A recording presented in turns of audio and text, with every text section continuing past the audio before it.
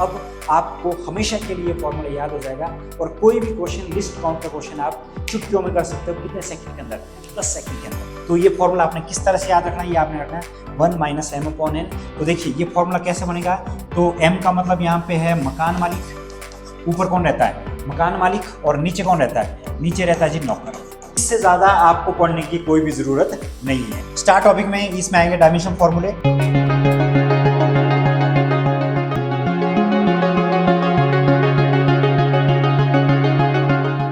तो हेलो बच्चों, welcome to the Sharda विद्यापीठ। और जैसा कि मैंने आपसे कहा था, हम फिर लौटेंगे प्लेलिस्ट लेकर, और जिसमें एक वीडियो हर एक यूनिट की, एक वीडियो थ्योरी बेस्ड होगी और एक वीडियो होगी 5 ईयर प्रीवियस ईयर क्वेश्चन के, और एक वीडियो होगी 50 इंपॉर्टेंट क्वेश्चन के।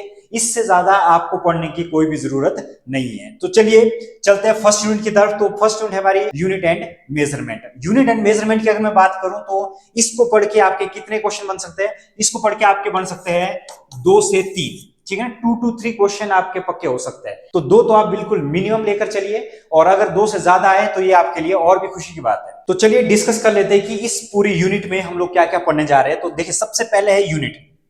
यूनिट में जो टॉपिक रहेंगे इंपॉर्टेंट वो रहेंगे सिस्टम ऑफ यूनिट और फंडामेंटल यूनिट्स और आपकी डिराइव्ड यूनिट्स। क्योंकि ये टॉपिक इसलिए इंपॉर्टेंट है, लास्ट 1-2 साल में यहां से 2-3 क्वेश्चन बने हुए। अगर बात करें डायमेंशनल एनालिसिस की, ये तो सबसे ही बिल्कुल आप बोल सकते हो स्टार, ठीक है ना। ये स्टार टॉपिक है। स्टार टॉपिक में इसमें आएंगे डायमेंशन फॉर्मूले। डायमेंशन फॉर्मूले पूरी बुक के +1 के +2 के आपको पढ़ने पड़ेंगे। अगर आप डायमेंशन फॉर्मूले पढ़ते हो तो उससे आपके फॉर्मूले तैयार हो जाते हैं किसी भी न्यूमेरिकल को करने के लिए। नेक्स्ट इसमें deduction of relation among physical quantity, ठीक है। कोई ये वाला जो टॉपिक है डिराइव करने वाला टॉपिक, ये भी बिल्कुल इंपॉर्टेंट है। इससे 1-2 सालों में 1-2 साल से क्वेश्चन नहीं आ रहे, लेकिन इस साल सबसे ज्यादा पॉसिबिलिटी है इस वाले टॉपिक से क्वेश्चन आने की। नेक्स्ट में बात करूं डायमेंशनल कांस्टेंट फ्रॉम इक्वेशन, इससे 1-2 साल में क्वेश्चन बने हुए और पहले भी आते थे, और ये सबसे, आप ये सोच के चलो, सबसे इंपॉर्टेंट टॉपिक, ये फेवरेट टॉपिक है नीट का। अगर बात करें एरर एनालिसिस की, तो देखिए एरर एनालिसिस में आपको पढ़ने को मिलेगा सिग्निफिकेंट फिगर और राउंड ऑफ आपको पढ़ने को मिलेगा, arithmetic operation with significant figure, plus कैसे करते हैं, मल्टीप्लाई कैसे करते हैं, डिवाइड कैसे करते हैं, ठीक है ना। तो आपको लगेगा कि नहीं, हमें तो आता है कि प्लस माइनस करना, डिवाइड करना, मल्टीप्लाई करना, ये हमने बचपन में सीखा, लेकिन यहाँ पे थोड़ा सा अलग तरीके से करेंगे। बार बार आपको यही लगेगा कि नहीं हमें कुछ भी नहीं आता, लेकिन यहाँ पे कुछ रूल एंड रेगुलेशन होते हैं, उसके अकॉर्डिंग हमारे को काम करना पड़ता है। और इसमें जो 2 एक्सपेरिमेंट है, एक बने कैलिपर और एक स्क्रू गॉज, तो यहां से भी क्वेश्चन बन रहे हैं। तो ये सारा का सारा आपके पास इंपॉर्टेंट है। तो आपने हमेशा याद रखना, हम लोग क्या क्या पढ़ेंगे, हम लोग यूनिट्स के बारे में पढ़ेंगे, डायमेंशनल एनालिसिस के बारे में पढ़ेंगे और एरर एनालिसिस के बारे में पढ़ेंगे। तो बात कर लेते हैं सबसे पहले एसआई यूनिट के बारे में, ठीक है ना। जो पहला यूनिट वाला जो टॉपिक था उसके बारे में डिस्कस कर लेते हैं। तो देखिए यूनिट में हम लोग को पढ़ने को मिलेगा 7 फंडामेंटल यूनिट। अगर हमें पता है कि देखो कितने तरह के सिस्टम ऑफ यूनिट होते हैं, एक होता है आपका सीजीएस, एक होता है एमकेएस, एक होता है एफपीएस और एक होता है एसआई यूनिट, ये सबको पता है। तो इसमें देखिए अगर हम बात करें 7 फंडामेंटल यूनिट से, इन्हीं से ही आपका +1 हो चाहे +2 हो, इसी पे ही बेस्ड है। तो यहां पर देखिए सबसे पहले मास की बात करें तो मास सीजीएस में ग्राम होता है, और एमकेएस में आपका किलोग्राम होता है, और एफपीएस में आपका पाउंड होता है, एंड एसआई यूनिट केजी। क्योंकि मैक्सिमम न्यूमेरिकल आपको या तो एसआई यूनिट से देखने को मिलेंगे या तो आपको सीजीएस यूनिट से देखने को मिलेंगे। लेंथ की बात करें centimetre, metre, foot, metre etcetera. फिर टाइम की बात करें, ये तो सेकंड रहता है, टाइम कभी भी चेंज नहीं होता है एसआई यूनिट की। कोई भी यूनिट हो, कोई भी सिस्टम हो, तो इसकी जो एसआई यूनिट हो, चाहे इसकी एफपीएस यूनिट हो, सीजीएस यूनिट हो, ये सेकंड ही होगी।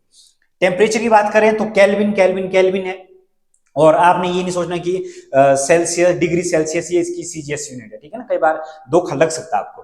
फिर इलेक्ट्रिक करंट की बात करें तो ये एम्पियर ही रहता है, आप +2 में हम लोग ए का यूज करते हैं, ठीक है ना। और अगर ल्यूमिनस इंटेंसिटी की बात करें तो ये कैंडेला होता है, इसको हम लोग सीडी से डिनोट करते हैं। फिर अमाउंट ऑफ मैटर बोलो चाहे अमाउंट ऑफ सब्सटेंस बोलो, इसको हम लोग मोल से डिनोट करते हैं, ये केमिस्ट्री में आपके काम आता है। तो ये है जी आपके 7 फंडामेंटल यूनिट्स और 2 सप्लीमेंट्री यूनिट्स, ठीक है ना। तो यहां से क्वेश्चन बना हुआ है 1-2 साल के अंदर, इस वाले टॉपिक से क्वेश्चन आपका बना हुआ है। तो इस क्वेश्चन में यहां पर आप देख सकते हो कि सप्लीमेंट्री यूनिट की अगर बात करें, देयर आर 2 सप्लीमेंट्री यूनिट। एक आपके पास है प्लेन एंगल। प्लेन एंगल की जो यूनिट है वो कौन सी है, वो है रेडियन, और रेडियन को हम लोग, रेडियन पता है आपको, एंगल फाइंड आउट करने के काम आता है, ठीक है ना। प्लेन एंगल का मतलब सिंपल 2D शेप वाले जितने भी एंगल हम लोग फाइंड आउट करते हैं उसको हम लोग बोलते हैं प्लेन एंगल, ठीक है ना। प्लेन से आप समझ सकते हो कि एक्स एक्सिस, वाई एक्सिस, या वाई एक्सिस जेड एक्सिस, या जेड एक्सिस या एक्स एक्सिस। और सॉलिड एंगल की अगर मैं बात करूं, सॉलिड एंगल आपके पास स्टेरेडियन है, स्टेरेडियन को एसआर से डिनोट करते हैं। सॉलिड एंगल का मतलब ये होगी 3D शेप में कोई भी, आप मान लो आपके पास क्रिकेट बॉल है, क्रिकेट बॉल के अंदर आपने कोई एंगल फाइंड आउट करना है तो उस एंगल को हम लोग क्या बोलते हैं, उसको हम बोलते हैं सॉलिड एंगल।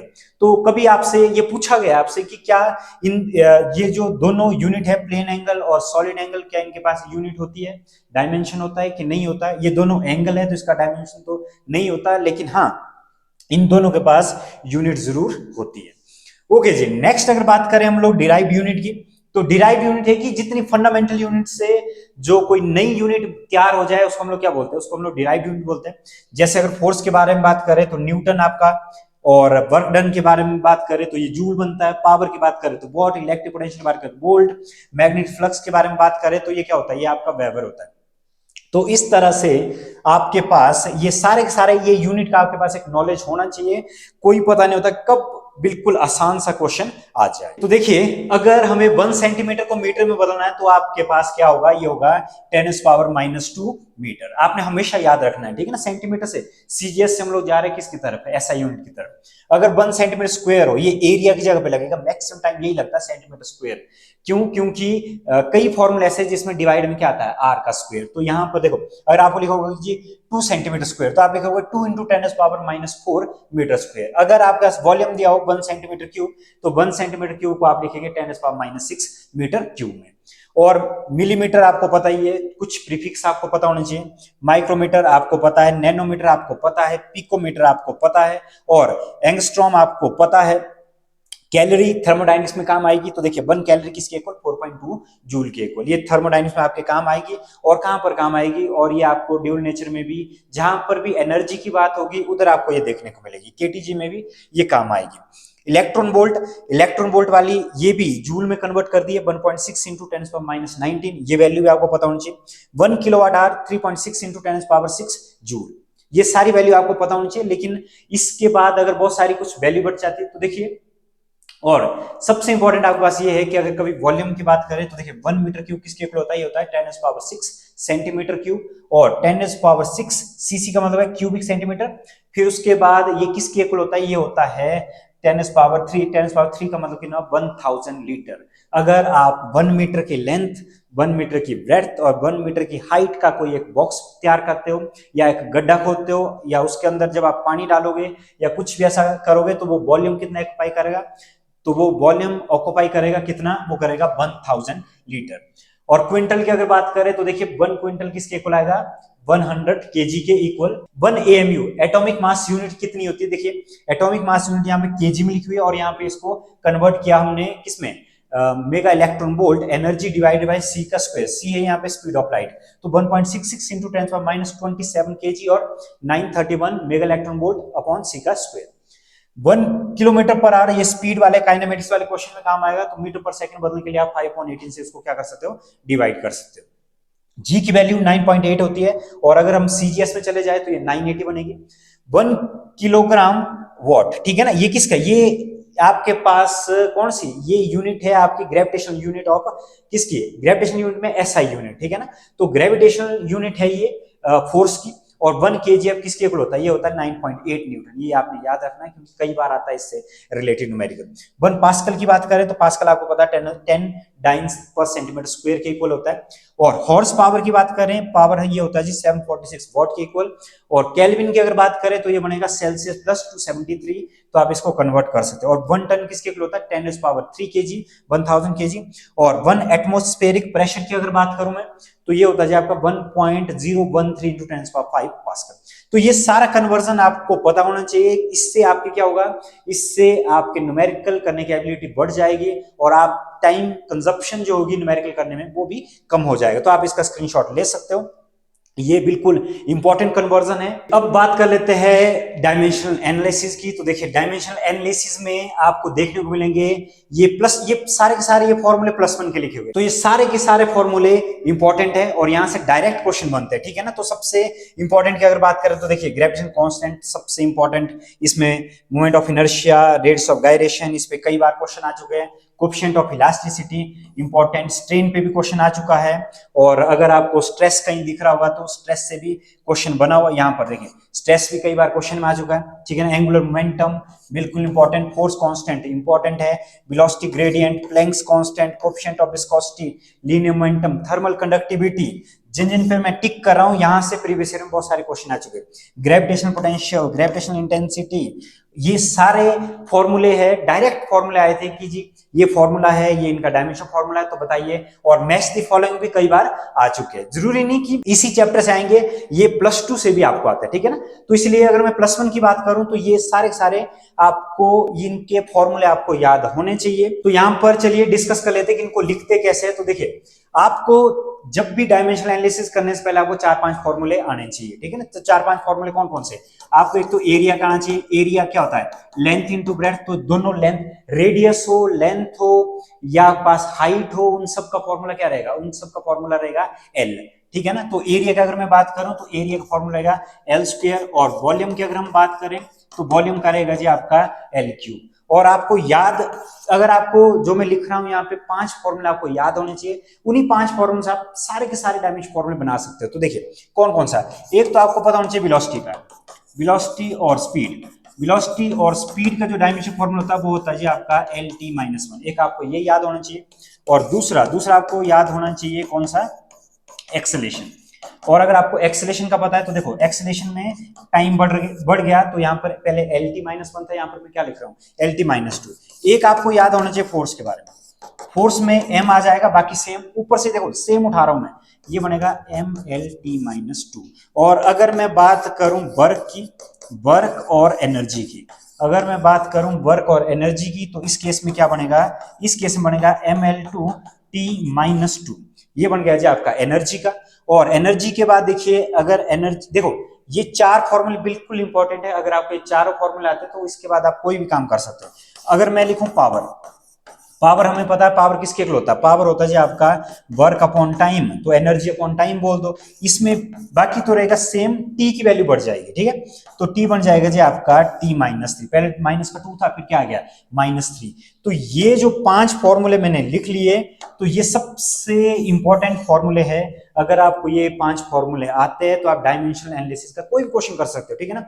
बाकी कोई फॉर्मूले आप बना सकते हो, जैसे मान लीजिए आपको बनाना है ग्रेविटेशनल कांस्टेंट, ये सबसे फेवरेट टॉपिक है ग्रेविटेशनल कांस्टेंट। तो ग्रेविटेशनल कांस्टेंट की अगर मैं बात करूं तो देखिए क्या होगा कि ग्रेविटेशनल कांस्टेंट का जो फॉर्मूला होता है ये होता है जी आपका Gm1m2/r का स्क्वायर। अब कैपिटल G ग्रेविटेशनल कांस्टेंट है, तो G की वैल्यू अगर फाइंड आउट करनी है, याद रखना इसमें कांस्टेंट के लिए कोई जगह नहीं है, कांस्टेंट यहाँ पे नहीं लेंगे, 2 पाई हो 4 पाई हो कुछ भी ऐसा कांस्टेंट को हम लोग नेग्लेक्ट कर देते हैं। तो ये बनेगा, ये देखिए क्या बना, FR² divided by M1 M2, ये दोनों मास है तो मास का स्क्वायर हो जाएगा, तो ये बन जाएगा जी आपका MLT-2 और L का स्क्वायर, R² रेडियस थी तो उसको बना L का स्क्वायर, और यहाँ पर देखिए ये था फोर्स का, और नीचे M, ये बनेगा M का स्क्वायर। और अगर मैं इसकी बात करूं तो ये बन जाएगा जी आपका M, ऊपर इसकी पावर 1 थी, जब ये नीचे से ऊपर की तरफ जाएगा डिनोमिनेटर में जाएगा डिनोमिनेटर, तो ये माइनस में होगी पावर, और L बना जी आपका L⁻3, और जो T की पावर है T की पावर बनी T-2। नाउ तो G को आप लिख सकते हो, तो देखिए बेस सेम पावर ऐड, तो ये क्या बन जाएगा 1 - 2, माइनस का 1, और ये आएगा जी आपका L⁻3 T⁻²। तो ये है आपका ग्रेविटेशनल कांस्टेंट। तो जैसे कि मैंने आपसे कहा कि अगर आपको ये 4 फॉर्मूला आते हैं तो आप कोई भी क्वेश्चन कर सकते हो, तो इसलिए ये सबसे मोस्ट इंपॉर्टेंट, ये फॉर्मूले आपको डायरेक्ट याद होने चाहिए, ठीक है ना। इसको आपको लिखने की जरूरत नहीं होनी चाहिए या कुछ ऐसा, तो ये क्रैम कर लो या बिल्कुल रट लो ये फॉर्मूले, और अगर ये आपने रट लिए तो आप कोई भी कांस्टेंट फाइंड आउट कर सकते हो। जैसा कि मैं यहाँ पे लिख रहा हूं एक नेक्स्ट कांस्टेंट, जैसे मान लीजिए मैं यहाँ पर लिख रहा हूं प्लैंक्स कांस्टेंट, मैं यहाँ पे लिख रहा हूं प्लैंक्स कांस्टेंट। तो अगर मैंने यहाँ पर लिख दिया प्लैंक्स कांस्टेंट, प्लैंक्स कांस्टेंट की जगह देखिए क्या आएगा, E is equal to h nu के इक्वल, और ये क्या बनेगा, ये बनेगा जी आपका H is equal to E upon nu. अब न्यू तो फ्रीक्वेंसी है, तो यहाँ पर एनर्जी आपको याद था, अगर आपको एनर्जी के बारे में याद है तो आप क्या लिख सकते हो, आप लिख सकते हो ml2 t-2 डिवाइडेड बाय, और फ्रीक्वेंसी, फ्रीक्वेंसी की जगह क्या आएगा, फ्रीक्वेंसी की जगह आएगा जी आपका t-1। ओके, तो देखिए ये क्या बनेगा, ये बनेगा जी आपका h is equal to ml2, और ये आएगा देखो -2 और ऊपर जाके पावर बन गई 1, तो h की जो वैल्यू बनेगी, h की वैल्यू क्या बनेगी ml2, और ये आएगा जी आपका t-1। तो जो प्लैंक्स कांस्टेंट है, प्लैंक्स कांस्टेंट क्या आएगा, ml2 t-1। तो ये इसका डायमेंशन फॉर्मूला, लेकिन हेल्प किसकी मिली, हेल्प मिली इन 5 में से किसकी, एनर्जी की। तो ये 5 आपको बिल्कुल याद होने चाहिए, तो इससे आप कोई भी फॉर्मूला क्रिएट कर सकते हो। जैसे कि मैंने आपको बताया था कि हम आपको सारे के सारे फॉर्मूले याद होने चाहिए, तो ये न्यूमेरिकल करने के लिए बहुत ज्यादा हेल्प करेंगे। तो जैसे कि हमने पढ़ा था कि चार्ज एसआई यूनिट में तो आता नहीं है, ठीक है ना, लेकिन एसआई यूनिट चार्ज की क्या होती है, SI unit of charge, SI unit होती है चार्ज की, चार्ज की होती है जी आपके पास कूलम, सी से उसको क्या करते हैं हम लोग, डिनोट करते हैं। लेकिन चार्ज की अगर बात करें तो देखिए करंट किसके इक्वल होता है, करंट होता है Q अपॉन टी, तो चार्ज बन गया जी आपके पास I इंटू टी। तो आप इसको लिख सकते हो कि इसकी जो डायमेंशन फॉर्मूला होता है, डायमेंशन फॉर्मूला क्या होगा, ए टी, ये होगा किसका, चार्ज का। तो चार्ज आपके पास, चार्ज ऑन एन इलेक्ट्रॉन की अगर बात करें तो देखो डायमेंशन फॉर्मूला क्या होगा, 80। तो चार्ज से ही आप सब कुछ बना सकते हो। तो अगर बात करें आपको इलेक्ट्रिक फील्ड की, ठीक है ना, इलेक्ट्रिक फील्ड जैसे ये वाला कॉन्सेप्ट है, अगर इलेक्ट्रिक फील्ड की बात करें तो आप लिख सकते हो फोर्स अपॉन चार्ज। फिर से देखिए जो +1 वाले फॉर्मूले में मैंने आपको याद कराया था कि 5 जो फॉर्मूले हैं वो आपको बिल्कुल ऐसे फिंगर टिप्स पे याद होने चाहिए। तो देखिए पहला आपके पास था स्पीड और वेलोसिटी, दूसरा आपके पास था एक्सेलेरेशन, तीसरा आपके पास था फोर्स, चौथा आपके पास था वर्क और एनर्जी के बारे में, और पांचवा आपके पास था पावर के बारे में। तो ये आपको याद हो तो देखो यहाँ पर भी हेल्प कर रहा है कि नहीं कर रहा। तो फोर्स की अगर मैं बात करूं तो यहाँ पे बनेगा जी mlt-2, और चार्ज जैसे मैंने आपको बता दिया कि चार्ज की जगह आएगा at। तो एनर्जी बनेगा जी आपका क्या बनेगा, mlt-2 t-1 a-1। नाउ अगर आप इसको सिंप्लीफाई करके, ये एनर्जी नहीं, ये इलेक्ट्रिक फील्ड इंटेंसिटी है, इलेक्ट्रिक फील्ड भी बोल सकते हो, ml t-3 और ये आएगा a-1।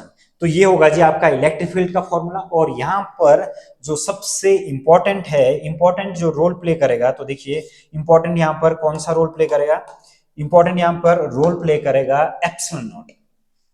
एप्सिलॉन नॉट को क्या बोलते हैं, एप्सिलॉन नॉट को बोलते हैं जी ये वाला, ठीक है ना, एप्सिलॉन नॉट को बोलते हैं इलेक्ट्रिक परमिटिविटी।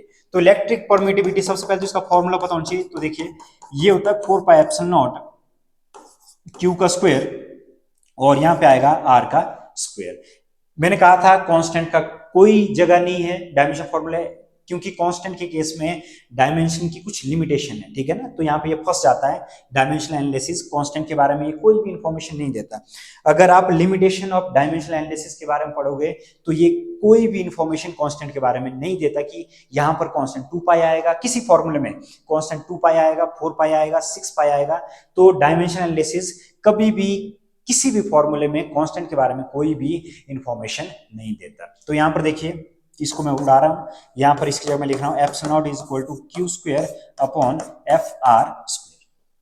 कैसे फाइंड आउट करेंगे एप्सिलॉन नॉट की वैल्यू, एप्सिलॉन नॉट की जगह आएगा जी आपका Q स्क्वायर, जैसे कि Q स्क्वायर जगह AT, तो ये बना AT का square divided by FR square, force की जगह आ गया mlt-2, और इसकी जगह लिख सकते हैं जी, क्या लिख सकते हैं, L का स्क्वायर। तो यहां पर क्या बनेगा, यहां पर बनेगा जी A का स्क्वायर T का square divided by m L raised power 3 t-2। तो नाउ एप्सिलॉन नॉट जो बनेगा, एप्सिलॉन नॉट क्या बनेगा, एप्सिलॉन नॉट बनेगा जी m raised to power -1, L raised power -3 और t रेज्ड टू पावर 4, और a का क्या बनेगा, a का बनेगा स्क्वायर। तो सिमिलरली जिस तरह से यहाँ पर एप्सिलॉन नॉट है, उसी तरह से एक यहाँ पर है मैग्नेटिक परमेबिलिटी। तो मैग्नेटिक परमेबिलिटी आप फाइंड आउट कर सकते हो किसी दूसरे फॉर्मूले से भी, लेकिन यहां पर है मैग्नेटिक परमेबिलिटी। तो मैग्नेटिक परमेबिलिटी के लिए भी आप डायरेक्ट शॉर्टकट यहां से यूज कर सकते हो। क्यों, क्योंकि इसका जो फॉर्मूला होता है C, स्पीड ऑफ लाइट किसके इक्वल होती है, स्पीड ऑफ लाइट होती है √μ0 एप्सिलॉन नॉट के इक्वल। स्क्वायर जब आप कर दोगे तो ये बन जाएगा जी आपका म्यू नॉट एप्सिलॉन नॉट। अगर आपको एप्सिलॉन नॉट की वैल्यू पता है एप्सिलॉन नॉट की, तो आप mu naught easily find out कर सकते हो। देखिए ये क्या बनेगा, ये बनेगा 1/c² एप्सिलॉन नॉट। जैसे कि मैंने आपको बताया कि हम इस फॉर्मूले से भी फाइंड आउट कर सकते हैं। तो देखिए वैल्यू डाल देते हैं इसमें, तो देखिए वैल्यू डाल के क्या आएगा, वैल्यू डाल के आपको मिलेगा c है स्पीड ऑफ लाइट, तो ये बनेगा LT-1 उसका भी स्क्वायर। एप्सिलॉन नॉट का जो फॉर्मूला आया था वो आया था m-1 L-3 T4 और A। तो ये हमारा जो एब्सोल्यूट परमिटिविटी का फॉर्मूला आया था। तो देखिए अब म्यू नॉट की वैल्यू फाइंड आउट कर लेते हैं। तो म्यू नॉट किसके इक्वल आएगा, म्यू नॉट आएगा जी आपका, थोड़ा सा और सिंप्लीफाई कर लेते हैं, L2T-2M-1 L-3 and T⁴ A⁴ 2। Now simplify करके देखिए, ये M⁴ ये था, ये बन गया ऊपर जाके प्लस का 1, L यहाँ पे 2 है, यहाँ पे -3 है, 2 -3 माइनस का 1 -1 ऊपर जाके ये बन जाएगा L, और T देखिए -2 यहाँ पे 4 है, तो ये प्लस का 2 ऊपर जाके क्या बनेगा T-2 नाउ। और A की जो वैल्यू है ये बन जाएगा ऊपर जाके A-2, ये बन गया जी MLT-2 A-2। ये आ गया आपके पास magnetic permeability of free space या absolute permeability of free space भी आप बोल सकते हो। तो इस तरह से म्यू नॉट और एप्सिलॉन नॉट के फॉर्मूले ये इंपॉर्टेंट है, ये बहुत रोल प्ले, ये फिजिक्स में इनका बहुत बड़ा रोल है। तो उसी तरह से डाइलेक्ट्रिक कांस्टेंट की बात करें तो ये डायमेंशनलेस है, और बहुत सारे फॉर्मूले आप इस तरह से फाइंड आउट कर सकते हो। यहां पर बात कर रहे हैं रेजिस्टेंस की, कैपेसिटेंस की, तो इसके लिए देखिए, इसके लिए क्या है, और कुछ फॉर्मूले जैसे अगर मैं बात करूं इलेक्ट्रिक पोटेंशियल की, इलेक्ट्रिक पोटेंशियल, तो इलेक्ट्रिक पोटेंशियल की अगर मैं बात करूं तो आपको पता है कि पोटेंशियल किसके इक्वल होता है, वर्क अपॉन चार्ज के इक्वल होता है। तो अगर वर्क डन की अगर मैं बात करूं तो ये आएगा ML2T-2, और चार्ज जगह हम लोग क्या लिखेंगे, चार्ज की जगह लिखेंगे हम लोग AT, और ये बन जाएगा जी आपका ML2T-3, और ये आ जाएगा जी A-1। नाउ अब क्या होगा, इसकी जगह पर जैसे कि मान लीजिए हमें फाइंड आउट करना है, क्या फाइंड आउट करना है, रेजिस्टेंस, रेजिस्टेंस का फॉर्मूला फाइंड आउट करना। तो रेजिस्टेंस का फॉर्मूला हमें बताएं, V इक्वल टू किसके इक्वल होता है, IR के इक्वल होता है। तो इसकी जगह क्या लिखा जा सकता है, R इज इक्वल टू होगा B/I। तो पोटेंशियल का फॉर्मूला तो हमने फाइंड आउट कर लिया था, ML2T-3 A-1 डिवाइडेड बाय, तो करंट की जगह क्या आएगा, करंट की जगह A। तो रेजिस्टेंस का डायमेंशन फॉर्मूला आप बोल सकते हो ML2T-3 A-। उसी तरह से आप रेजिस्टेंस का फाइंड आउट करो, चाहे आप कैपेसिटेंस का फाइंड आउट करो, चाहे आप इंडक्टेंस का फाइंड आउट करो, ठीक है ना। तो कैपेसिटेंस का जैसे Q इज इक्वल टू हमें पता है CB के इक्वल होता है, C इज इक्वल टू क्या होगा, चार्ज अपॉन वोल्टेज। तो चार्ज का होता है AT, तो इसकी जगह आप वैल्यू डाल सकते हो। बाकी कोएफिशिएंट ऑफ सेल्फ इंडक्शन ये भी पूछा गया है कई जगह पे, मैग्नेटिक फील्ड के बारे में पूछा गया है, तो मैग्नेटिक फील्ड भी आप इस पर, तो मैं एक ही बात कर रहा हूं, सबसे पहले आपको फॉर्मूले याद होने चाहिए। अगर आपको फॉर्मूले याद है तो आप कोई भी डायमेंशन फॉर्मूला फाइंड आउट कर सकते हो, ठीक है ना। तो अगर मैं बात कर रहा था, ये बनता है ILB, तो यहां से आप फाइंड आउट कर सकते हो मैग्नेटिक फील्ड को भी। और रही बात इलेक्ट्रिक फ्लक्स की, तो इलेक्ट्रिक फ्लक्स का फॉर्मूला अगर मैं बात करूं तो देखिए ये होता है B/A की, और कोएफिशिएंट ऑफ म्यूचुअल इंडक्टेंस या सेल्फ इंडक्टेंस की बात करें तो इनका फॉर्मूला होता है E is equal to LdI/dt। इस तरह से आप इंडक्टेंस भी फाइंड आउट कर सकते हो। तो आपको सबसे पहले आपको मेहनत करनी पड़ेगी डायमेंशन फॉर्मूले तैयार करने में। तो डायमेंशन फॉर्मूले आपने +1 में भी पढ़े होंगे सारे के सारे, और +2 में भी आपने सारे फॉर्मूले तैयार कर लिए होंगे। तो अब बात कर लेते हैं deduction of relation from physical quantities. तो देखिए यहां पर जिस तरह से हमने एक फॉर्मूला लिखा हुआ है, फॉर्मूला है F is equal to mv²/r। तो देखिए यहां पर किस तरह से आएगा क्वेश्चन, इस तरह से आएगा कि हमें नहीं पता होगा कि फॉर्मूले में b का स्क्वायर होगा क्या b की पावर 3 होगी, मास की पावर 1 होगी, ये हमें नहीं पता है, ठीक है ना, कि रेडियस की पावर 1 होगी, ये हम लोगों को नहीं पता होगा। आपको कोई भी क्वांटिटी बोलेंगे कि ये क्वांटिटी पे डिपेंड है। तो किस तरह से रिलेशन फाइंड आउट किए जाते हैं, ये रिलेशन इस तरह से फाइंड आपको लिखा जाएगा कि फोर्स डिपेंड करती है किस पे, ये बोलेंगे फोर्स डिपेंड करती है जी मास पे, और उसके ऊपर हम लोग लिख लेंगे A। ये बोलेंगे वेलोसिटी पे डिपेंड करती है, उसको हम लोग लिख लेंगे B। और आपसे बोला जाएगा कि रेडियस पे डिपेंड करती है, और उसकी पावर को लिख लेंगे C। आपको कुछ नहीं पता कि ये फॉर्मूला बनेगा कि नहीं बनेगा, ठीक है ना। तो अब आपको बस इतना दिया हो कि फोर्स डिपेंड करे किस पे, मास, वेलोसिटी और रेडियस। तो बताओ कि इसका फॉर्मूला क्या बनेगा, उसको बोलते हैं डिडक्शन, ठीक है ना, डिराइव करना भी बोलते हैं। डिराइव हम लोग करते हैं, फॉर्मूला को डिराइव करना वो भी डायमेंशन एनालिसिस का एक पार्ट है। तो इसमें भी एक कांस्टेंट के बारे में नहीं बताता है, तो देखिए क्या लिखेंगे इसकी जगह, इसे लिखेंगे के मास की पावर ए, वेलोसिटी की पावर बी और रेडियस की पावर क्या लिख रहा हूं सी। अगर मैं बात करूं फोर्स की, तो फोर्स किसके इक्वल होता है, ये होता है जी M L T minus two, यहां पर आएगा के और एम की पावर ए और velocity L T minus one, raise to power क्या आएगा बी और रेडियस एल की पावर क्या आएगा, एल की पावर आएगा सी। अब प्रिंसिपल ऑफ होमोजेनिटी से हम लोग क्या करेंगे, इसको इक्वेट करेंगे। तो देखिए मास m की पावर आई ए, l की पावर आई बी, t की पावर आई माइनस बी और l की पावर क्या आई, l की पावर आई सी। अब थोड़ा सा बेस सेम पावर ऐड कर लेते हैं, तो यहां पर देखिए क्या आएगा, M L T minus two, के की जगह k रहेगा और m की पावर आएगी जी आपकी a और l की पावर आएगी b प्लस सी और t की अगर मैं बात करूं तो t की पावर आई माइनस बी। अब प्रिंसिपल ऑफ होमोजेनिटी से जितनी भी पावर है उनको क्या कर लेता है, उनको कंपेयर कर लेते हैं। देखो इसकी पावर वन, इसकी पावर वन, तो वन इज इक्वल टू किसके इक्वल आया, ए के इक्वल आया। फिर उसके बाद एल की पावर वन है और यहां पर है बी प्लस सी, ये की इक्वेशन ये बनेगी। अब टी की पावर और इसकी पावर को भी इक्वेट कर दो, तो ये आ गया जी टू और यहां पर आ गया माइनस बी। तो यहां से कोई भी दो तीन इक्वेशन बन जाएगी, वहां से आप फाइंड आउट कर सकते हो। यहां पर देखिए two is equal to B के इक्वल आया, तो बी की वैल्यू क्या आएगी, बी की वैल्यू आपके टू आ गई, ए की वैल्यू आपके पास ऑलरेडी वन आ चुकी है, तो इसमें वैल्यू डाल लेते तो सी की वैल्यू मिल जाएगी।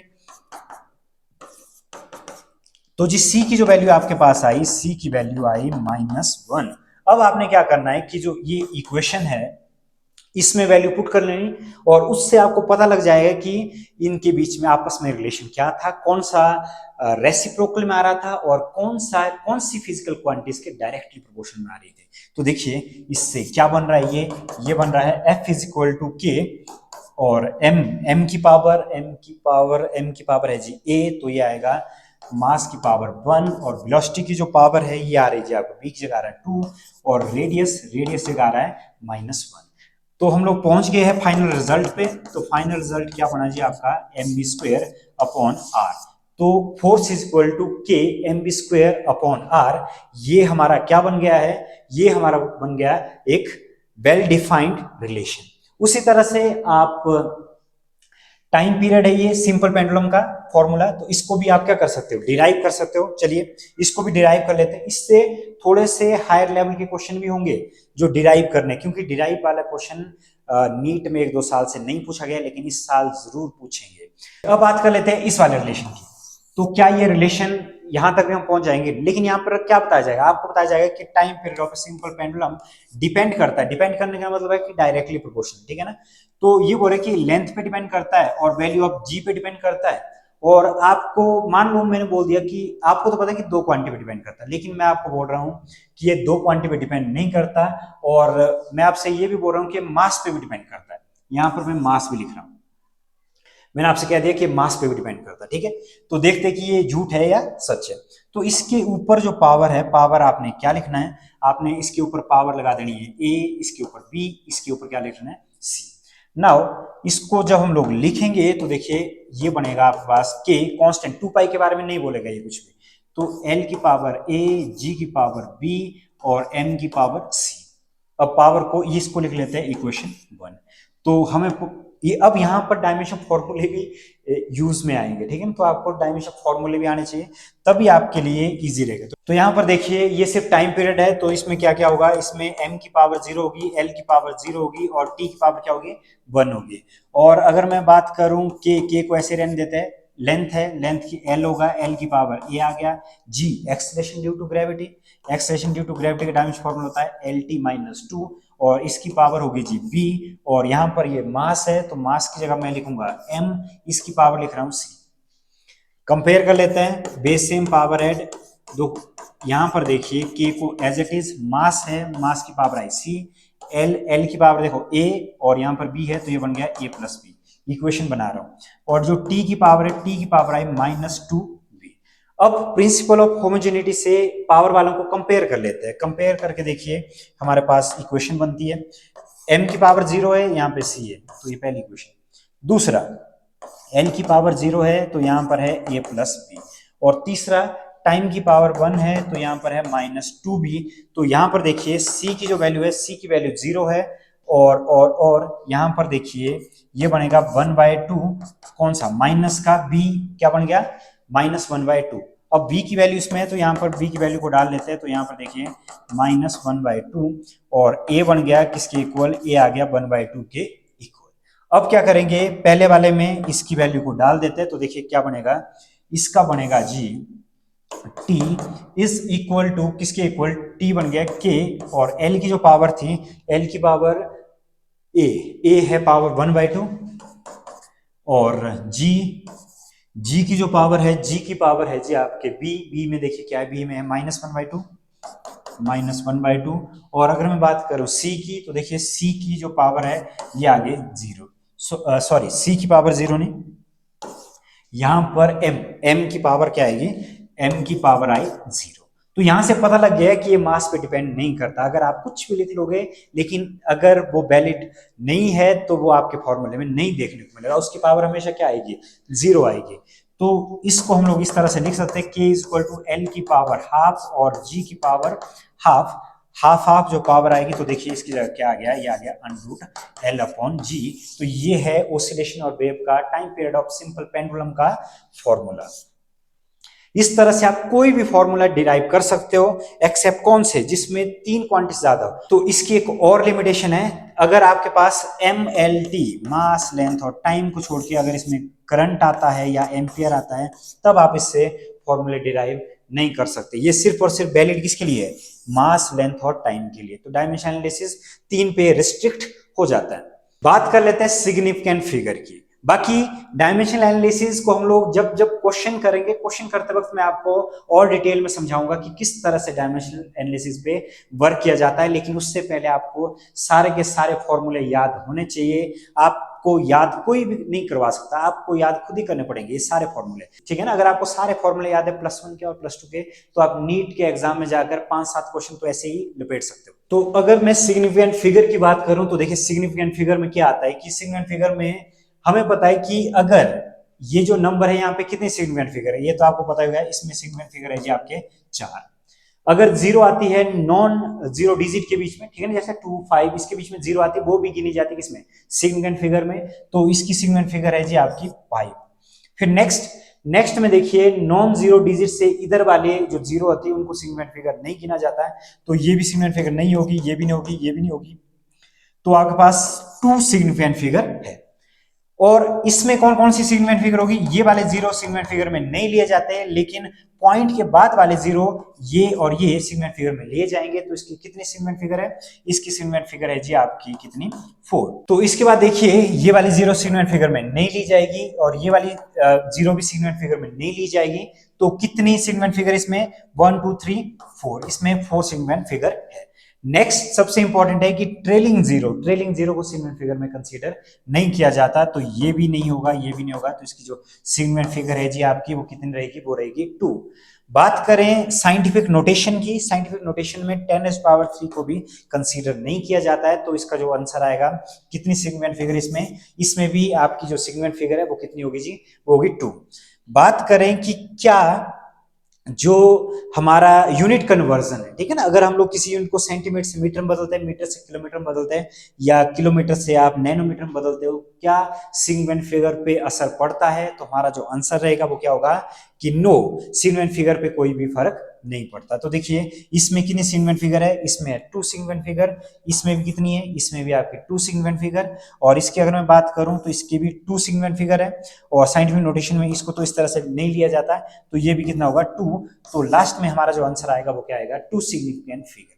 तो यहां पर एक सबसे इंपॉर्टेंट लाइन मैंने लिखी हुई है, more the number of significant figure, कि जितनी ज्यादा सिग्निफिकेंट फिगर होगी more accurate is the measurement. तो जो आपने एक्सपेरिमेंट किया है वो क्या होगा, वो मोर एक्यूरेट होगा। कि सिग्निफिकेंट फिगर को कैलकुलेट करते वक्त दिक्कत आती है तो उसके लिए साइंटिफिक नोटेशन बनाएगी। तो यहां पर देखिए क्या लिखा हुआ है कि जो अगर मैं इस तरह का नंबर लेता हूं 8200 जैसे कि हमने अभी डिस्कस किया था, हमने कहा था कि ट्रेलिंग जीरो या terminating zero are not considered as a significant figure. तो यहां पर लिखा है the number of significant figure. तो इसमें जो सिग्निफिकेंट फिगर है वो कितनी हो सकती है, इसमें लीस्ट 2 भी हो सकती है, और बट कुड बी 3 और 4। अब इसमें सिग्निफिकेंट फिगर क्या हो सकती है, दो तो होगी, इसमें 3 भी हो सकती है और 4 भी हो सकती है, ठीक है ना। यहां पर 0 0 दिक्कत करेगा क्योंकि अनसर्टेन है, तो यहां पर ये 0 0 दिक्कत देगा। तो देखिए किस तरह से मैं इसको साइंटिफिक नोटेशन में लिख रहा हूं। तो साइंटिफिक नोटेशन में जब हम लोग इसको लिखते हैं तो देखिए क्या हो रहा है, यहाँ पर दिक्कत आ रही है। जब मैं इसको लिखूं 8.200, हमें पता है कि पॉइंट के बाद तो कंसीडर की जाती है, तो पॉइंट के बाद अगर कंसीडर की जाती है तो इसकी सिग्निफिकेंट फिगर होनी चाहिए, और इसको अगर मैं ना भी करूं तो इसकी सिग्निफिकेंट फिगर कितनी होनी चाहिए, 4। और यहां पर देखिए 8.200, तो इसमें कितना है, इसको सिग्निफिकेंट फिगर 1 0 अगर मैंने हटा दी तो कितनी होगी, इसकी सिग्निफिकेंट फिगर होगी जी आपकी 3। और ये है जी 8.2 इंटू 10⁻3, तो 8.2 इंटू 10⁻3, तो इसकी कितनी सिग्निफिकेंट फिगर हुई, इसकी हुई 2। क्यों, क्योंकि अगर हम उस रूल के अकॉर्डिंग चले तो सिग्निफिकेंट फिगर कितनी होगी, trailing zero are not considered as a significant figure, तो इसके अकॉर्डिंग इसकी 2 आने चाहिए। तो इसका मतलब ये हुआ कि आपकी जो लेंथ है आपको लीस्ट सिग्निफिकेंट फिगर में लिखनी पड़ेगी। किसमें लिखनी पड़ेगी, लीस्ट। तो इस तरह से आपको लिखना पड़ेगा, तब जाके आपके रूल क्या होंगे, वो सेटिस्फाई होंगे, क्योंकि इसकी भी 2 और इसका भी 2। अगर आपने इस तरह से लिखा लेकिन पॉइंट के बाद 0 0 को कंसीडर किया जाता, तो जब भी आपको साइंटिफिक नोटेशन अगर आपको लिखनी है तो आपको लीस्ट करके आपको लिखना पड़ेगा। एक और जगह आप दिक्कत आएगी, देखिए दिक्कत कहां पर आएगी, दिक्कत यहां पर आएगी। मैं लिख रहा हूं suppose length is reported as x is equal to 4.700 metre. तो इसकी जो सिग्निफिकेंट फिगर है जी, इसकी सिग्निफिकेंट फिगर तो है 4, ठीक है।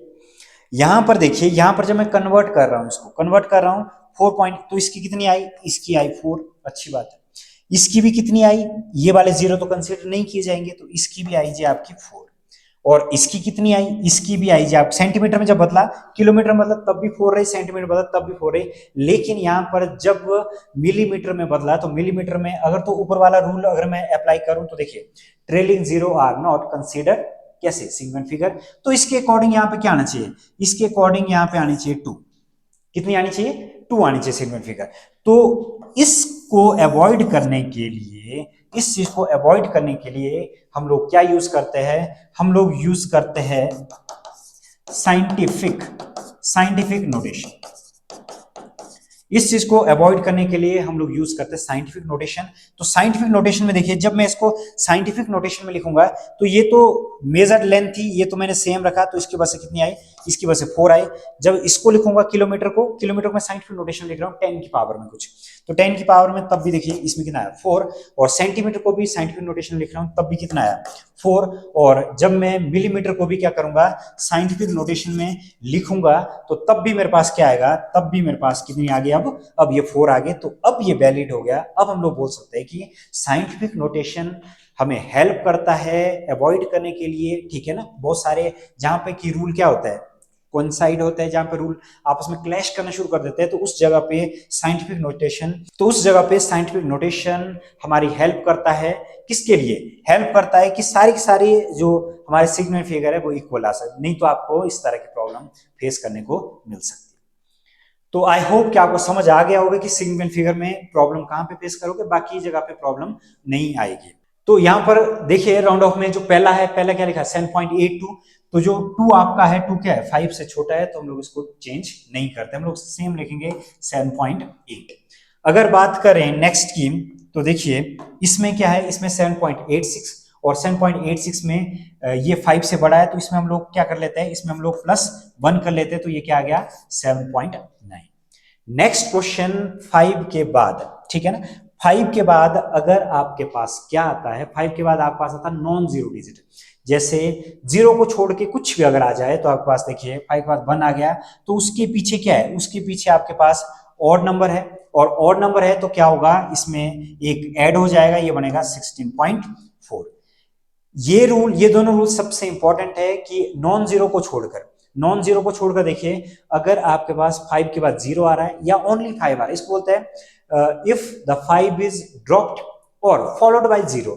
अगर ये 0 से फॉलो होता है, यहां पर देखिए 5 के बाद 0 है, यहां पर 5 के बाद कुछ भी नहीं, लेकिन अगर 5 के बाद 0 है या 5 के बाद कुछ भी नहीं है, लेकिन उससे पीछे, अगर उससे पीछे आपका जो नंबर है ये अगर इवन है, ठीक है। और ये क्या है, ये अगर आपका इवन है तो आप डस नॉट चेंज, तो आप चेंज नहीं करेंगे, तो हमारा आंसर रहेगा 3.2। लेकिन अगर सेम, चाहे 5 हो चाहे इसके पीछे फॉलोड बाय 0 हो, लेकिन इसके पीछे अगर आपका क्या हो, अगर आपके पास है ऑड नंबर, अगर हम बात करें किसकी, और नंबर की बात करें, तो जो आपका आंसर होगा वो कितना होगा, वो होगा 3.4। तो आप उसमें क्या करोगे, और नंबर में आप एक प्लस करोगे। तो आई होप कि आपको ये समझ आ गया होगा कि किस तरह से राउंड ऑफ का रूल वर्क करता है। इसको बोलते हैं ड्रॉप्ड बाय 5, ठीक है ना, और इसको बोलते हैं फॉलोड बाय 0, कि भाई उसके आगे क्या है, उसके आगे 0। और नॉन जीरो केस में मैंने आपको बता दिया कि उसमें हम लोग क्या कर लेते हैं, एक इंक्रीज करते हैं। नेक्स्ट, यहां पर कुछ क्वेश्चन मैंने लिखे हुए हैं, तो देखिए इस तरह का अगर क्वेश्चन आ जाए, अगर पहला वाला जो क्वेश्चन है, पहला वाला क्वेश्चन क्या हो रहा है, 231.45, इसको 4, 3 और 2 सिग्निफिकेंट फिगर में क्या करना है, इसको राउंड ऑफ करना है। तो देखिए अगर हम इसको 4 तक राउंड ऑफ करते हैं, तो यहाँ पे 5 है, पहले मैं लिख रहा हूँ 4 तक। 4 के लिए अगर मैं इसको राउंड ऑफ करूं तो देखिए क्या आएगा, यहां पर ये 5 है, 5 से पीछे क्या है, ये 5 के पीछे आपके पास इवन नंबर या सिंपल सा नंबर है, तो ये कौन सा लगेगा, इसमें रूल लगेगा ड्रॉप्ड बाय 5। 5 के पीछे क्या है, इवन है, तो ये चेंज नहीं होगा, इसकी जगह आएगा 231.4। नेक्स्ट, 3 के लिए इसको किस तरह से करें, 3 के लिए अगर इसको राउंड ऑफ करना है तो क्या लिखेंगे, इसकी जगह लिखेंगे जी, तो देखो 3 यहां पर है, तो इसमें तो कोई चेंज नहीं हो रहा है, ये 4 है, ये छोटा है, तो ये इसकी जगह आएगा 231। अगर इसको करना है 2 डिजिट के लिए, तो 2 डिजिट के लिए, सॉरी 2 डिजिट नहीं, 2 सिग्निफिकेंट फिगर के लिए अगर इसको करना पड़ेगा, तो इसकी जगह लिखना पड़ेगा 230, क्योंकि trailing zero are not considered as a significant figure, ठीक है। तो हमने राउंड ऑफ किया 2 सिग्निफिकेंट फिगर के लिए। और नेक्स्ट की अगर हम बात करें, इस वाले क्वेश्चन की अगर बात करें, इस वाले क्वेश्चन देखिए क्या लिखा है, 742396। तो सबसे इंपॉर्टेंट जो आपका टॉपिक है वो है आपका एडिशन एंड सब्ट्रैक्शन का। तो एडिशन एंड सब्ट्रैक्शन के केस में क्या होगा, इसमें यहां पर लिखा है लोएस्ट डेसिमल प्लेस, तो लोएस्ट डेसिमल प्लेस में लिखना पड़ेगा। तो देखिए पहले क्वेश्चन की अगर हम बात करें, तो देखिए क्या लिखा है 12.587, और उसके बाद माइनस करना है 12.5 से, माइनस करके तो देखिए क्या आएगा, माइनस करके आएगा 7 एज इट इज, ये 0, और ये आएगा, ये बना 0, तो ये बना 0.087। लेकिन ये इसका आंसर नहीं होगा, क्योंकि डेसिमल प्लेस यहाँ पे 1 है, यहाँ पर कितने 3, तो आंसर आना चाहिए 1 डेसिमल प्लेस तक। तो इसको, इसका जो फाइनल आंसर होगा, इसका फाइनल आंसर क्या होगा, 1 डेसिमल प्लेस तक। 1 डेसिमल प्लेस यहाँ पे 0, ये 8 है, ये 5 से बड़ा है, तो आप क्या लिख सकते हो 0.1, तो ये रहेगा इसका आंसर। नेक्स्ट की बात करें प्लस की, तो देखिए सेकंड जो क्वेश्चन है, सेकंड क्वेश्चन है 867, और इसमें ऐड करना है 0.4382, तो इसकी जगह क्या आएगा, इस जगह आएगा 2834 पॉइंट, और इस जगह 7, इस जगह 6, इसकी जगह 8। तो प्लस करके तो आ रहा ही है, लेकिन ये इसका आंसर नहीं है, ठीक है ना। तो इसका आंसर क्या होगा, इसका आंसर होगा, डेसिमल प्लेस तो है ही नहीं, 0 डेसिमल प्लेस। तो डेसिमल प्लेस के बाद देखिए यहाँ पर अगर होता 6, तब यहाँ पे 8 आना था, लेकिन यहाँ पे 5 से छोटा है, तो इसका आंसर क्या आएगा 867, तो ये रहेगा इसका राइट आंसर। थर्ड क्वेश्चन की अगर हम बात करें, तो देखिए थर्ड क्वेश्चन में क्या लिखा है, इसमें लिखा है 8.0, और 8.0 में देखिए क्या है, माइनस क्या करना है 0.42। जब हमें इसे माइनस करना, तो ये आएगा आपका 8, ये आएगा आपका 5, और ये आएगा जो आपका 7.58। लेकिन 7.58 ये इसका आंसर नहीं होगा, क्योंकि 1 डेसिमल तक चाहिए, तो इसका आंसर बनाना पड़ेगा। तो इसका आंसर क्या होगा, इसका आंसर होगा 7.6, क्योंकि 5 से बड़ा, तो यहाँ पे ऐड किया जाएगा, तो ये 7.6 क्या होगा इसका राइट आंसर। नेक्स्ट की अगर बात करें, तो देखिए फोर्थ क्वेश्चन की अगर बात करें, तो यहां पर लिखा है, इसमें प्लस कर दो, 10.54 में प्लस कर दीजिए 2.3, तो ये क्या बनेगा, ये बनेगा जो आपका 4, ये 8, और ये बनेगा 12.84। लेकिन ये इसका आंसर नहीं होगा, इसका आंसर क्या होगा, यहाँ पर 4 क्या है, छोटा, कितने डेसिमल तक, 1 डेसिमल प्लेस तक। तो इसका जो आंसर बनेगा, इसका आंसर क्या बनेगा 12.8।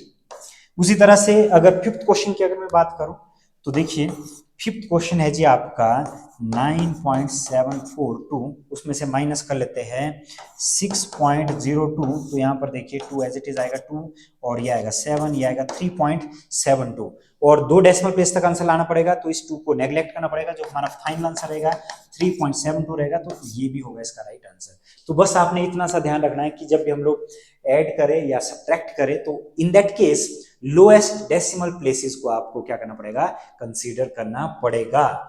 अब चलते हैं कि मल्टीप्लाई और डिवाइड में क्या होगा। तो देखिए मल्टीप्लाई और डिवाइड में क्या होगा कि 4.6 को अगर हम लोग मल्टीप्लाई करें किसके साथ, मल्टीप्लाई करें 0.128, और यहां पर लिखा क्या है, यहां पर डेसिमल प्लेस नहीं लेने, यहां पर क्या लेना है, यहां पर हमें लेना पड़ेगा लोएस्ट सिग्निफिकेंट फिगर। बस ये ध्यान में रखना है, ऐड और सब्ट्रैक्ट करते वक्त लोएस्ट डेसिमल प्लेसेस, और मल्टीप्लाई और डिवाइड करते वक्त हम लोग लेंगे क्या, लेंगे लोएस्ट सिग्निफिकेंट फिगर।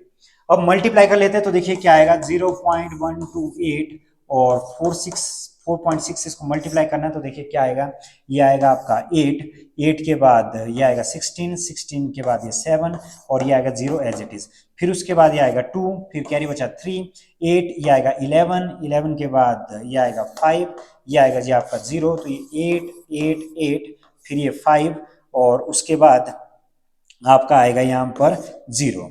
तो देखिए कितने डेसिमल प्लेसेस कहां पे लगेगा, डेसिमल प्लेसेस में लगेगा कितनी 0, ये आएगा जी आपका 5888 डिवाइडेड बाय कितनी 0 है यहां पर, 3 और 1, 40, 1 2 3 4, तो ये बनेगा जी आपका 0.588 ट्रिपलेट, 0.588। तो यहां पर 8 है, इसका आंसर आएगा कितने सिगमेंट फिगर, यहाँ पे 2 सिगमेंट फिगर में इसका आंसर आना चाहिए, तो ये इसका आंसर नहीं होगा, इसका आंसर क्या होगा, 8 के बाद प्लस कर देंगे तो ये बनेगा 0.59, तो 0.59 क्या रहेगा हमारा राइट आंसर। और बात करते हैं डिवीजन की, तो देखिए अगर हम इसे डिवाइड करते हैं, तो डिवाइड करके देखिए क्या आएगा, 5.74 को अगर 1.2 से हम लोग डिवाइड कर लेते हैं, इसको थोड़ा सा सिंप्लीफाई करके लिख लेता हूँ, 574 अपॉन क्या बन जाएगा, ये बनेगा 10 into 12। ओके जी, अगर हम इसे डिवाइड कर लेते हैं, तो देखिए डिवाइड करके क्या बनेगा, डिवाइड करके ये बनेगा आपका 4 के बाद बच गया 12 into 4 48, फिर बच गया जी आपका 9 94 के लिए 7 से मल्टीप्लाई हो गया, तो ये 84, फिर बच गया ये 10 का पॉइंट लगा दे तो ये आ गया 100, फिर आएगा ये 8, और उसके बाद आएगा 3। लेकिन डिवाइड में क्या है 10, तो इसका बनेगा जी 4.783।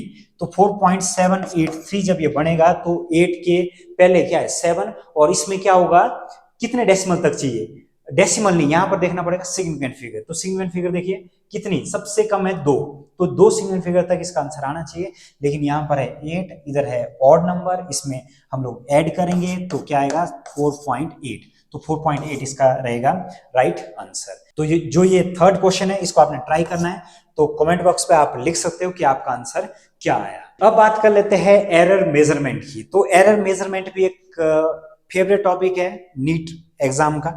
तो देखिए इसमें 2 तरह के, एक तो होता है बर्निंग कैलिपर, और एक आपके पास होता है कौन सा, एक आपके पास होता है स्क्रू गॉज। तो बर्निंग कैलिपर कहां पे जरूरत होती है इसकी, ठीक है ना। बर्निंग कैलिपर की अगर मैं बात करूं, तो बर्निंग कैलिपर, देखिए बर्निंग कैलिपर की अगर हम बात करें, तो बर्निंग कैलिपर एक ऐसे मेजरमेंट में यूज होगा अगर आप 1 सेंटीमीटर के कितने हिस्से करते हो, अगर आप 1 सेंटीमीटर के करते हो 100 हिस्से, ठीक है ना, अगर आप 1 सेंटीमीटर के 100 डिवीजन करते हो, ऐसे मेजरमेंट में काम आएगा बर्नियर कैलिपर। लेकिन अगर उससे भी ज्यादा, अगर आप 1 सेंटीमीटर के कितने, 1 सेंटीमीटर के अगर आप 1000 हिस्से करते हो, ठीक है ना, 1 सेंटीमीटर कितने 1000 हिस्से करते हो, इतना बारीक मेजरमेंट अगर आपको करना है, तो हम लोग यूज करेंगे स्क्रू गॉज।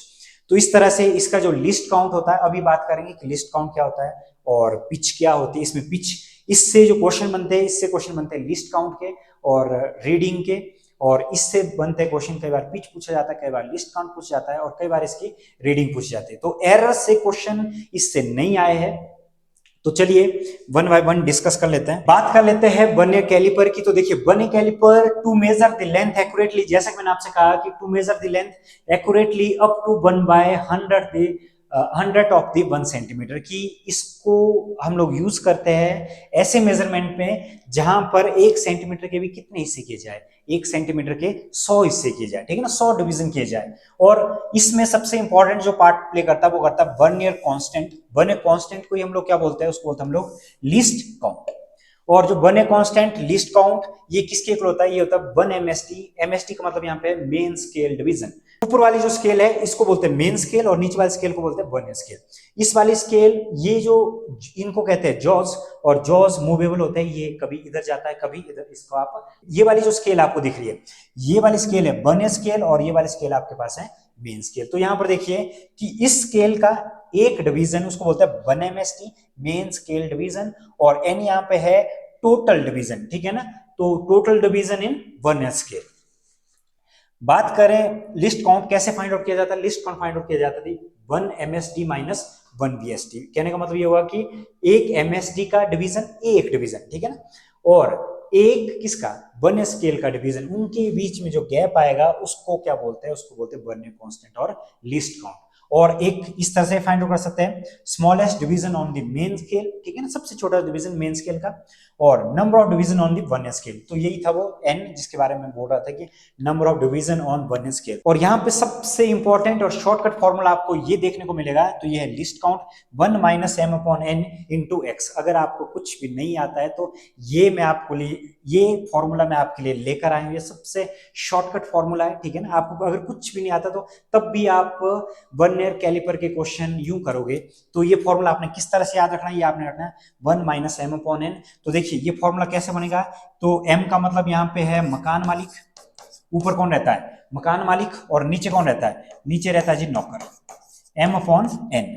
तो ये वाला फॉर्मूला इस तरह से याद रखना, ठीक है ना। कैसे याद रखोगे, एम अपॉन एन, एम का मतलब क्या है मकान मालिक, और एन का मतलब क्या है यहाँ पर नौकर। तो एम यहाँ पर एम होगा क्या एक्चुअल में, जब क्वेश्चन आएगा तब क्या होगा, तब आप ऐसा नहीं यूज करोगे कि मकान मालिक और नौकर, लेकिन एम का मतलब होगा मेन स्केल डिवीजन, कि मेन स्केल का कौन सा नंबर कोइंसाइड कर रहा है किसके साथ, नीचे वाला। एन का मतलब क्या होगा, ये होगा वर्नियर स्केल डिवीजन, बस याद रखना। ऊपर क्या होगा मेन स्केल डिवीजन और नीचे क्या होगा वर्नियर स्केल डिवीजन। और जो मेन स्केल डिवीजन होता है वो हमेशा कम होता है, ठीक है ना, एक कम होगा किससे, वो कम होगा वर्नियर स्केल डिवीजन से। बस आपने इस तरह से याद रखना है कि ऊपर मकान मालिक और नीचे कौन होगा, नीचे होगा नौकर। बस ये फॉर्मूला आप रट लो, ठीक है, रटने की कोई जरूरत नहीं है। अब आपको हमेशा के लिए फॉर्मूला याद हो जाएगा, और कोई भी क्वेश्चन लिस्ट काउंट का क्वेश्चन आप चुटकियों में कर सकते हो, कितने सेकंड के अंदर, 10 सेकंड के अंदर। तो यहां पर देखिए x, और x क्या होगा यहाँ पे, x होगा smallest division on the main scale. कहने का मतलब है 1 एमएसडी। ये आपको डिफरेंट डिफरेंट दिया होगा, लेकिन ऑर्डिनरी स्केल वर्नियर कैलिपर की अगर मैं बात करूं तो ये आपको ये 1 mm देखने को मिलेगा x की वैल्यू। लेकिन यहाँ पर देखिए लिस्ट काउंट जो होता है ऑर्डिनरी वर्नियर कैलिपर में, तो कितना होता है, वो होता है 0.1 mm, और 0.1 mm को आप सेंटीमीटर में, यहाँ पर देखिए यहाँ पर हेल्प कर रहा है कौन, यहाँ पर हेल्प कर रहा है कन्वर्जन। तो कन्वर्जन यहाँ पे हेल्प कर रहा है लिस्ट काउंट फाइंड आउट करने में। अब ये फॉर्मूला यहाँ पे मैंने लिखा है टोटल रीडिंग, ये है G T R. Total reading किसके इक्वल होता है, टोटल रीडिंग होता है जी आपका main scale reading, main scale reading plus, ये भी एक दो बार इससे भी पूछा गया, ठीक है ना। तो यहाँ पर देखिए किसके इक्वल आएगा, main scale reading plus CD का मतलब यहाँ पे कोइंसाइडिंग डिवीजन आपको दिया होगा। लिस्ट काउंट तो आप फाइंड आउट कर ही लोगे मकान मालिक डिवाइडेड बाय नौकर वाले फॉर्मूले से। तो आप जब इसमें लिस्ट काउंट डाल दोगे तो उसके बाद जो आपका आंसर आएगा टोटल रीडिंग, तो आप इजीली फाइंड आउट कर सकते हैं। तो इसमें ज्यादा कोई ऐसा मंत्र पढ़ने की जरूरत नहीं है, ठीक है। कई बच्चे कंफ्यूज होते हैं 1 एमएसटी क्या है, 1 बीएसटी क्या है। सिंपल सा मैंने आप लोगों को एक मंत्र दे दिया है, कौन सा, मकान मालिक डिवाइडेड बाय नौकर। बस इसके बाद सारे क्वेश्चन, जब हम लोग क्वेश्चन सॉल्व करेंगे तब आपको पता लग जाएगा कि इस फॉर्मूले की क्या इंपॉर्टेंस है। एरर कैसे अराइज होता है, एरर यहां पर हमने लिखा है कि error arises due to manufacturing defect. जब भी हम लोग वर्नियर कैलिपर को मार्केट से खरीदेंगे तो क्या होगा, उसमें एक जीरो, ऊपर वाला जीरो है, एक मेन स्केल का जीरो है, एक आपके पास कौन सा जीरो है, एक आपके पास है वर्नियर स्केल का जीरो। लेकिन अगर ऊपर वाली स्केल का जीरो और नीचे वाली स्केल का जीरो अगर ये एक दूसरे के साथ एक ही लाइन पे हो, ठीक है, तो आप बोलोगे कि no error, no zero error, बिल्कुल परफेक्ट है। तो उसमें एरर तो है ही नहीं, ठीक है ना, वो बिल्कुल परफेक्ट है, उसमें कोई भी गलती नहीं है। लेकिन डिफेक्टिव पीस में क्या होगा, डिफेक्टिव पीस में या तो जीरो आपको मेन स्केल से पीछे देखने को मिलेगा, या फिर आपको जीरो मेन स्केल से आगे देखने को मिलेगा। अगर आपका वन स्केल का जो 0 है, अगर वो मेन स्केल से क्या है, राइट साइड की तरफ को है, तो आप लोग बोलोगे वो कौन सा, राइट साइड की तरफ का मतलब क्या है, राइट का मतलब क्या है, पॉजिटिव, ठीक है ना। तो ये होगा पॉजिटिव 0 एरर, और अगर ये लेफ्ट साइड की तरफ होगा तो उसको बोलेंगे नेगेटिव 0 एरर। लेकिन इस तरह के क्वेश्चन नहीं आ रहे हैं बहुत टाइम से, तो आप इस टॉपिक को स्किप भी कर सकते हो। लेकिन इतना जान लो, जो टोटल रीडिंग हमने पीछे फाइंड आउट की थी, तो करेक्टेड रीडिंग कैसे फाइंड आउट की जाती है, टोटल रीडिंग में से हम लोग माइनस करेंगे किसको, 0 एरर को। 0 एरर का मतलब ये हुआ कि देखिए यहां पर देखिए क्या लिखा गया है, यहां पर लिखा है करेक्टेड रीडिंग। करेक्टेड रीडिंग किस तरह से फाइंड आउट किया जाएगा पॉजिटिव 0 एरर के केस में, तो यहां पर लिखा total reading minus positive 0 error. यहां पर लिख सकते हो आप पॉजिटिव 0 एरर, तो उसमें से माइनस करके बात यहां पे लिखिए, एक्चुअल लेंथ होगी स्मॉलर और मेजर लेंथ क्या होगी, मेजर लेंथ होगी लार्जर, ठीक है ना। ये कैसे, क्योंकि ये जो वर्नियर कैलिपर का 0 है वो क्या है, राइट साइड को है, ठीक है ना। ये आप ऐसे समझ सकते हो कि मान लो आपको 7 किलोमीटर तक दौड़ना है, ठीक है ना, तो 7 किलोमीटर की रेस दौड़नी है। लेकिन अगर आपने शुरू ही 5 किलोमीटर से की, तो आपकी जो रेस कितनी हुई, 7 किलोमीटर आप और दौड़े तो वो हो गया 12 किलोमीटर, 12 किलोमीटर का हो गया। तो मेजर्ड जो रेस आई, ठीक है ना, कि कितने दौड़े आप, अगर हम 0 से मेजर करें तो आप कितना दौड़ चुके हो, आप दौड़ चुके हो 12 किलोमीटर। लेकिन आप 12 किलोमीटर नहीं दौड़े, तो यहां पर क्या लिखा है, मेजर जो लेंथ होगी वो क्या होगी, लार्ज, लेकिन एक्चुअल लेंथ आप कितना दौड़े, आप दौड़े हो 7, तो हम लोग क्या करेंगे 12 माइनस 5, तो क्या आएगा आपका, तो आपके पास आएगा 7 किलोमीटर। उसी तरह से सेम अगर 0 थोड़ा सा इधर होगा, तो इस केस में क्या होगा, इस केस में एक्चुअल जो लेंथ होगी, एक्चुअल लेंथ, पहले मेजर लेंथ के बारे में बात करते हैं, मेजर लेंथ क्या होगी, स्मॉलर होगी। इस बार आदमी 5 किलोमीटर से नहीं दौड़ रहा है, कहां से दौड़ रहा है, 0 से भी पीछे -5 से दौड़ रहा बेचारा। तो -5 से दौड़ रहा है, 7 किलोमीटर दौड़ना है, तो कहां तक पहुंचेगा, वो 2 किलोमीटर तक पहुंचेगा। तो 2 किलोमीटर तक पहुंचेगा, तो देखो मेजर लेंथ आ जाएगी स्मॉलर, और उसकी जो एक्चुअल लेंथ है, एक्चुअल लेंथ क्या है, लार्जर। तो उस केस में क्या किया जाता है, उस केस में प्लस किया जाता है इसको, देखो माइनस माइनस क्या हो जाएगा, प्लस, बस इतना याद रखना। नेगेटिव एरर प्लस हो जाएगा, पॉजिटिव एरर क्या हो जाएगा, टोटल रीडिंग में से माइनस हो जाएगा। अगर है नील, जैसे कि मैंने आपसे कहा था कि अगर 0 ऊपर वाले का 0 और नीचे वाले का 0 क्या कर रहा है, कोइंसाइड कर रहा है, तो उस केस में एरर को फाइंड आउट करने की जरूरत नहीं होती। तो आप बोल सकते हो corrected reading is equal to किसके इक्वल, टोटल रीडिंग के इक्वल। जब क्वेश्चन करेंगे तब आपको ज्यादा समझ आएगा कि मैं क्या कहना चाहता हूं। तो आप प्लेलिस्ट जरूर विजिट करें। तो प्लेलिस्ट में आपको वर्नियर कैलिपर के न्यूमेरिकल अलग से देखने को मिलेंगे, स्क्रू गॉज के जो क्वेश्चन है वो आपको अलग से देखने को मिलेंगे। तब आप इजीली कनेक्ट कर पाओगे कि उस वीडियो में क्या करूं। सबसे पहले आपने वीडियो हमेशा थ्योरी और फॉर्मूले वाली वीडियो आपने देखनी है, उसके बाद आपने जंप करना है कौन सी, न्यूमेरिकल वाली वीडियो में। ओके जी, बात करें पॉजिटिव एरर की, तो पॉजिटिव एरर को फाइंड आउट किया जाता है, कोइंसाइडिंग डिवीजन दिए होंगे और लिस्ट काउंट से मल्टीप्लाई कर दो तो आपको मिल जाएगा पॉजिटिव एरर। और नेगेटिव एरर की बात करें तो number of total vernier scale division में से माइनस करना है कोइंसाइडिंग डिवीजन, फिर उसको मल्टीप्लाई करना है लिस्ट काउंट। लिस्ट काउंट तो भैया रोल प्ले करेगा ही करेगा, किसमें, बोथ में, चाहे आपका पॉजिटिव 0 एरर हो चाहे आपका नेगेटिव 0 एरर। तो बाकी बस आपने देख लेना, इस तरह के क्वेश्चन मैं आपको कराऊंगा। लेकिन कई, मैं जैसा कि मैं आपसे बोल रहा हूं कि 3-4 सालों से, 4-5 सालों से एरर नहीं आ रहा है, ओनली आपसे पूछा जा रहा है लिस्ट काउंट, लिस्ट काउंट तक या टोटल रीडिंग तक, बस इससे ज्यादा क्वेश्चन नहीं आ रहे। तो आप इस टॉपिक को स्किप भी कर सकते हो, लेकिन एक आधा क्वेश्चन करके जरूर जाना। Screw gauge is an instrument used to measure a length. जैसा कि मैंने आपको वर्नियर कैलिपर में बताया था कि अगर आप 1 सेंटीमीटर के कितने डिवीजन करते हो, 100 डिवीजन करते हो, अगर उस लेवल की अगर आपको क्या करनी है, मेजरमेंट करनी है, तो आप यूज करोगे वर्नियर कैलिपर। लेकिन उससे भी ज्यादा अगर आप 1 सेंटीमीटर के कितने डिवीजन करते हो, अगर आप उसके डिवीजन करते हो जी कितने, 1000, तो अगर उसकी मेजरमेंट अगर आपको करनी है तो क्या करना पड़ेगा, तब आप यूज करेंगे स्क्रू गॉज। तो स्क्रू गॉज में देखिए, इसमें डायरेक्ट लिस्ट काउंट नहीं आता, इसमें पूछा जाता है पिच, ये इसका एक इंपॉर्टेंट टॉपिक है। तो पिच में देखिए, पिच क्या चीज होती है, पिच होता है जी आपका the linear distance moved by screw when it is given one complete rotation. जैसे अगर आप ये वाला जो सर्कुलर स्केल है, सर्कुलर स्केल को अगर आप पूरा रोटेशन, एक, ठीक है ना, जैसे मान लो एक ढक्कन है आपके पास बॉटल की, अगर आप उसको पूरा रोटेशन घूमते हो, या तो वो नीचे जाएगी या तो ऊपर आएगी, ठीक है ना। अगर आपने इस तरह से घुमाया तो आप वो नीचे की तरफ जाएगी, अगर आपने इस तरह से घुमाया तो वो क्या करता है, ढक्कन ऊपर की तरफ आता है। उसी तरह से अगर आपने इस तरह से घुमाया तो मेन स्केल की तरफ भागेगा। तो एक रोटेशन में डिस्टेंस मूव्ड बाय, ठीक है, distance moved in one complete rotation, तो उसको हम लोग बोलते हैं पिच। और पिच का फॉर्मूला देखिए, जैसे कि लिखा हुआ है यहाँ पे, distance travelled on pitch scale divided by number of rotation given to the screw. तो पिच के बाद आप पहुंचेंगे कहां पर, ये इंपॉर्टेंट फॉर्मूला कि भाई पिच अगर आपको पता है तभी आप पहुंच सकते हो लिस्ट काउंट के पास, अदरवाइज आप लिस्ट काउंट नहीं फाइंड आउट कर सकते हो। बाकी रही बात ऑर्डिनरी स्क्रू गॉज की, तो ऑर्डिनरी स्क्रू गॉज में आपको 100 डिवीजन देखने को मिलते हैं। 100 डिवीजन अगर आपको देखने को मिलते हैं तो देखिए इस बर्निंग कैलिपर में था 0.1 mm का लिस्ट काउंट, लेकिन इसमें लिस्ट काउंट कितना होता है 0.01 mm, और सेंटीमीटर में अगर आप कन्वर्ट करोगे तो ये 1/1000 सेंटीमीटर बनेगा, या तो आप डेसिमल में लिखना है तो 0.01 सेंटीमीटर। इसकी जो टोटल रीडिंग है, टोटल रीडिंग है जिसकी MCR प्लस वही मेन स्केल रीडिंग, फिर से वही same coinciding division into list count. इसमें भी एरर के क्वेश्चन कई सालों से नहीं आए हैं, तो आप एक दो क्वेश्चन मैं आपको करा दूंगा कि एरर के क्वेश्चन किस तरह से काम करते हैं, बाकी लिस्ट काउंट और पिच से भी आपका काम चल सकता है। तो देखिए इसमें भी सेम केस, इसमें भी क्या होगा, ये वाली जो स्केल आपके पास है ये सर्कुलर स्केल है और ये आपके पास है मेन स्केल। तो अगर इसका जीरो इसके साथ मैच हो जाता तो हमें एरर फाइंड आउट करने की जरूरत नहीं है, डिफेक्टिव पीस हमारे पास नहीं है। फिर से बोल रहा हूं मैन्युफैक्चरिंग डिफेक्ट है ये। मैन्युफैक्चरिंग डिफेक्ट को मिनिमाइज करने के लिए हम लोग क्या करते हैं कि अगर तो ये जीरो नीचे की तरफ आता है उसको हम लोग बोलते हैं जीरो एरर, और अगर ये मेन स्केल के जीरो से ऊपर चला जाए इसको हम लोग कहते हैं नेगेटिव जीरो एरर।